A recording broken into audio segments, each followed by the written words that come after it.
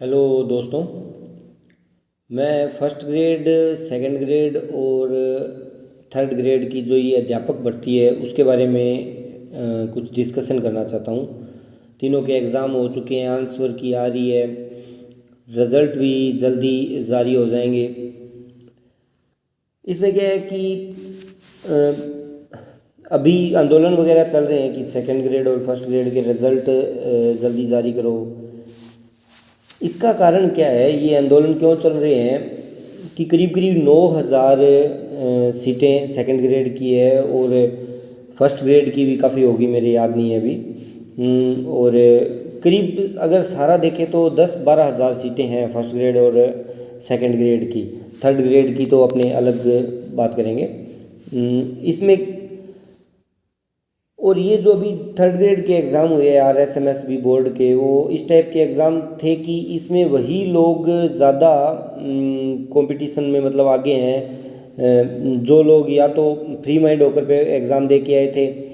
और free mind का मतलब जिनका फर्स्ट ग्रेड और सेकंड ग्रेड का एग्ज़ाम अच्छा हुआ था, और या जो टेंशन फ्री मतलब थे बैकग्राउंड से, या जो पिछले काफ़ी टाइम से तैयारी कर रहे थे, मतलब पुराने मूड थे।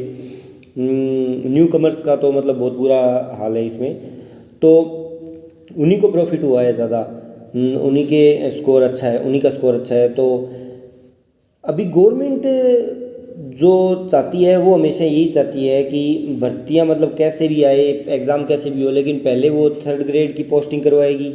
थर्ड ग्रेड में सारे ही ज्वाइन करते हैं। मान लो मेरा फर्स्ट ग्रेड में भी हो जाता है, सेकंड ग्रेड में भी हो जाता है और थर्ड ग्रेड में भी हो जाता है, तो मैं कभी रिस्क नहीं लूँगा कि मैं थर्ड ग्रेड में ज्वाइन ना करूँ। आजकल का जो माहौल चल रहा है, पता नहीं सेकंड ग्रेड फर्स्ट ग्रेड रद्द हो जाए, क्या हो जाए, ऐसा करके थर्ड ग्रेड में भी ज्वाइन करते हैं वो सारे ही, और फिर वो सेकंड ग्रेड में ज्वाइन करते हैं और फिर वो फर्स्ट ग्रेड में ज्वाइन करते हैं। इस हिसाब से क्या होता है, धीरे धीरे वो पद खाली हो जाते हैं और वो उस गवर्नमेंट को आगे फिर भर्तियां निकालने में काम आती है। और वो गिनती में तो ये हो जाता है कि 50,000 मतलब भर्ती करवा दी, लेकिन वास्तव में वो 40,000 ही होती है, ये होता है।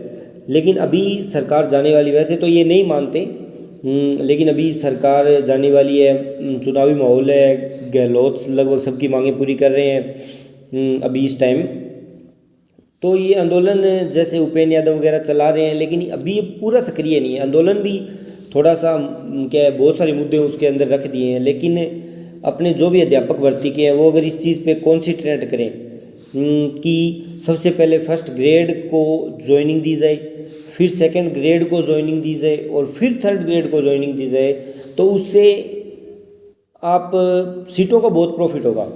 आप ये देख लीजिए भी, अगर मैं एक सेकंड ग्रेड की बात करूं, और हाँ ये जो मतलब मुद्दा हो, ये ज्ञापन दीजिए कलेक्टर अपनी अपनी जगह, कलेक्टर पे, यूट्यूब वगैरह पे, फेसबुक पे, ट्विटर पे ट्रेंड कीजिए और ज्वाइनिंग का कीजिए। रिजल्ट से फ़र्क नहीं पड़ता, रिजल्ट किसी का भी पहले आ जाए, मुद्दा ज्वाइनिंग का है।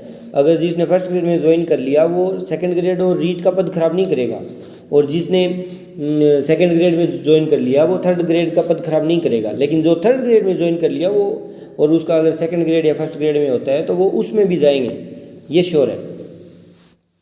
तो उसके हिसाब से वो रीट का पद खराब हो जाएगा, वो मतलब थर्ड ग्रेड का पद खराब हो जाएगा, और वो दोबारा वेटिंग लिस्ट में वो नहीं आते। वेटिंग लिस्ट में हमेशा वो पद आते हैं जो पद खाली रह गए हैं, मतलब जिन पे कोई ज्वाइन करने ही नहीं गया है, वो वेटिंग लिस्ट में आते हैं। तो ये जो पद जिनमें ज्वाइन कर लिया गया है और वो बाद में उस पर जॉब छोड़ दी गई है, तो वो कभी वेटिंग लिस्ट में नहीं आते।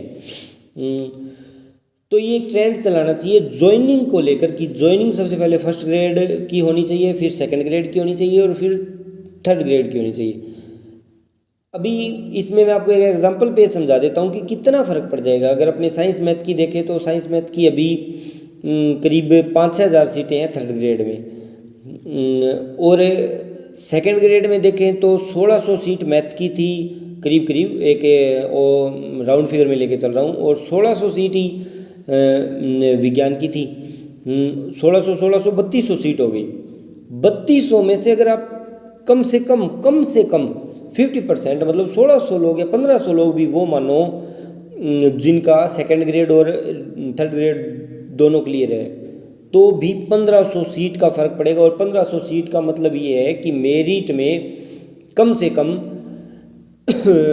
2-4 क्वेश्चन मतलब 10-12 नंबरों का फ़र्क पड़ जाएगा। अब ये सुनने में थोड़ा अजीब लगता है कि कौन से लोग, तो जैसे अब साइंस मैथ के अकॉर्डिंग मैं बात करता हूँ क्योंकि मैं उसी का स्टूडेंट हूँ। बाकी सभी सब्जेक्ट में प्रॉफिट होने वाला है। जैसे 9,000 अगर सीटें हैं सेकंड ग्रेड में, तो मिनिमम मैं 50% मान के चल रहा हूँ, जबकि ये 70 या 80% के करीब होगा ये आंकड़ा। क्योंकि मैं बता रहा हूँ भी इस बार थर्ड ग्रेड में वही लोग ज़्यादा आगे हैं जो फ्री माइंड एग्ज़ाम दे के आए थे, क्योंकि एग्ज़ाम काफ़ी उलझा हुआ था और नेगेटिव मार्किंग में काफ़ी लोग मार खाए हैं। और नेगेटिव मार्किंग में कौन जाता है, जिसको लगना कंपलसरी होता है, वो देखता है इतने क्वेश्चन से मेरी मतलब काम नहीं चलेगा, मुझे और करने चाहिए, और ऐसे करके नेगेटिव मार्किंग में मार खा जाते हैं लोग, वो गलत चले जाते हैं क्वेश्चन तुक्के मारे हुए। लेकिन जो फ्री माइंड से एग्ज़ाम देता है उसे जितना आता है उतने करता है और उस हिसाब से उसका स्कोर भी अच्छा चला जाता है। तो इसमें मैं अगर सारे ओवरऑल बात करें तो 9,000 सीटें हैं, तो 4500 7-8 हज़ार सीटों का फ़र्क पड़ जाएगा सीधा सारे सब्जेक्टों का देखें तो। अगर साइंस मैथ की भी बात करें तो साइंस मैथ की अभी पहले मेरिट बता रहे थे 90 से 95 के बीच, जनरल की बात कर रहा हूँ मैं, ये कोई 92-93 क्वेश्चनों की बात करूँगा।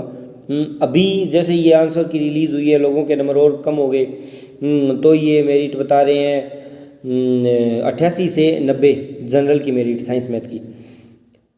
तो मैं ये कहना चाहता हूँ कि जो लोग 80 से लेके 90 के बीच में है, वो लोग जो हौसला छोड़ चुके हैं अभी हमारा सिलेक्शन ही नहीं होगा थर्ड ग्रेड में, उन लोगों को इस चीज़ में सबसे ज़्यादा सक्रिय होना चाहिए।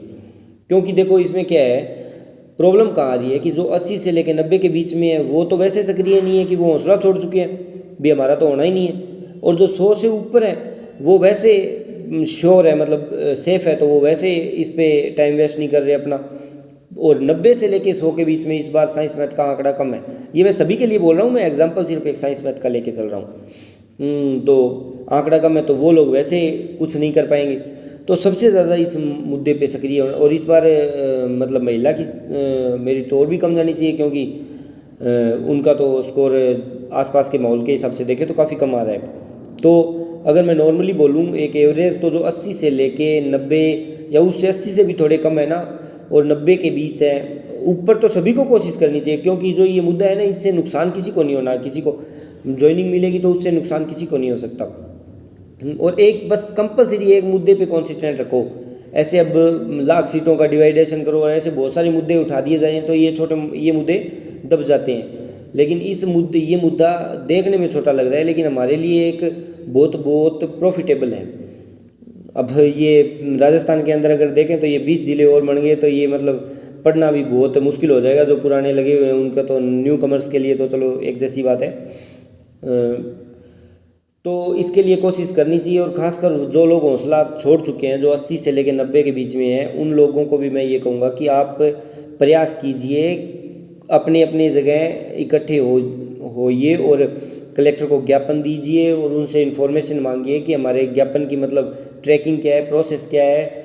और ट्विटर फेसबुक पर अपनी वीडियो बना के कुछ लिख कर इस टाइप का भी पहले फर्स्ट ग्रेड को, फिर सेकंड ग्रेड को, फिर थर्ड ग्रेड को ज्वाइनिंग दी जाए। सभी को प्रॉफिट होगा इस चीज़ से, और इस चीज़ पे कॉन्सेंट्रेट कीजिए। और जो लोग ये हौसला छोड़ चुके हैं 80 से 90 के बीच में, आपको मेरे हिसाब से कोशिश कर लेनी चाहिए।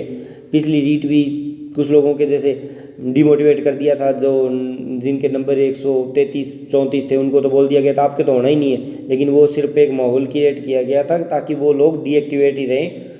सेम इसी बार वही हो रहा है कि 80 से 90 के बीच में लोग डीएक्टिवेट पड़े हैं, उनको लगता है कि हमारा तो होना ही नहीं है, और 80 से नीचे हैं वो तो बिल्कुल ही ख़त्म है। लेकिन वास्तव में ऐसा नहीं है। मेरिट इस बात बहुत कम जानी है, बहुत कम क्वेश्चन अटैम्प्ट हो रहे हैं लोगों के, पेपर लीक भी बहुत कम हुआ है। तो उस हिसाब से देखें तो आपकी मेरिट में श्योर नहीं कह सकता, लेकिन मेरे हिसाब से चली जाएगी मेरिट 75 के आसपास भी, या 75 के मतलब ऊपर, क्योंकि ये माहौल दिनों दिन डाउन ही आ रहा है नंबरों का। अभी कुछ और डिलीट वगैरह होने हैं क्वेश्चन है कुछ, क्योंकि ये इस पे बड़ा कॉन्सिस्टेंट हुआ पड़ा है लोगों का भी, ये डिलीट करवा देते हैं, ये डिलीट करवा देते हैं। बल्कि कॉन्सिस्टेंट इस चीज़ पे होना चाहिए कि उनको ज्वाइनिंग जिस हिसाब से एग्ज़ाम हुए हैं उसी हिसाब से सीक्वेंस में दी जाए, ताकि सीट ख़राब ना हो। और सीट ख़राब नहीं, आप अगर मैं बता रहा हूँ भी एक साइंस मैथ में भी देखो तो कम से कम 2000 सीटों का फ़र्क पड़ जाएगा, और 2000 सीटें 6 से 8 हज़ार हो जाना कितनी बड़ी बात होती है, ये आपको भी पता है जो तैयारी कर रहे हैं। क्योंकि जो ये आप जिसके 82-83 नंबर है ना या 80 नंबर है, मैं ये बोलूँगा कि अगर रहोगे ना तो एक आधे नंबर से रहोगे। तो अब अगर थोड़ी सी कोशिश कर ली ना तो ये एक आधा नंबर कवर कर सकते हो। और श्योर ये भी नहीं है अभी कि 90 वाला भी लगेगा, क्योंकि किसको पता है मेरिट कितनी जानी है भाई। तो 90 वाले को भी उतनी कोशिश करनी चाहिए भी, कहीं वो एक नंबर से ना रह जाए। बस यही था मुद्दा, कोई ये लंबी चौड़ी बात है नहीं भी। सबसे पहले तो ग्रुप बनाइए व्हाट्सएप पे, टेलीग्राम पे, और उन ग्रुपों में ये मतलब थोड़े एक डेट फिक्स कीजिए कि इस डेट पे अपने ज्ञापन देने जाएंगे, और इकट्ठे होकर ज्ञापन दीजिए। एक ज्ञापन से काम ना चले तो एक डेट और फिक्स कीजिए और ज्ञापन दीजिए, मतलब माहौल को क्रिएट कीजिए। जो कोई न्यूज़ चैनल वाले हैं उनको बोलिए कि कोई जानकार है तो उनको मुद्दा उठाए, वहाँ तक मतलब शिक्षा मंत्री तक, गहलोत तक ये मुद्दा जाना चाहिए। अशोक गहलोत तक ये खुद तक मुद्दा जाएगा तो इसके पर एक्शन जल्दी लिया जाएगा, क्योंकि चुनावी माहौल है। और ट्विटर वैसे ये ट्विटर वगैरह से इतना प्रभाव नहीं पड़ता जितना डायरेक्टली प्रभाव पड़ता है। मतलब अशोक गहलोत तक अगर कोई राजनीतिक आपके कांटेक्ट में है, राजनीति के, तो उसके ज़रिए अगर अशोक गहलोत तक ये माहौल क्रिएट होके मुद्दा पहुँचे तो बहुत जल्दी एक्शन लिया जा सकता है इस पर। तो इस चीज़ पे गौर कीजिए। बस इतनी सी बात है, और बाकी सभी को best of luck. Thank you.